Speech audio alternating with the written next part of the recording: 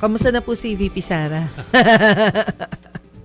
Always in high spirits po naman ang ating Vice Presidente. I mean, she was always prepared for this. She was ready for trial last year and she's ready for trial this year. Wala naman pong pagbabago. And sa totoo lang, tuloy lang po yung trabaho niya bilang ating Vice Presidente. Binigyan ako ni Attorney Powa ng ng ideya ng isa pang mulit na tanong na lang tungkol doon sa kahandaan nila. Sige po. Kasi parang last year, yun nga, alam ko na puspusa kayo naghanda pero hindi natuloy. Tapos ngayon, eto na naman meron.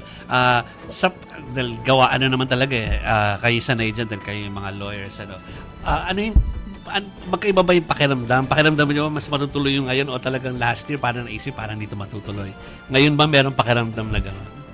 Well, actually, Sir Joby, sa totoo lang, pareho lang. No? Kasi last year, even if we filed the petition before the Supreme Court, alam niyo naman, sa dating sa ganyan, sa bawat abogado, 50-50 na yan. No? Yeah.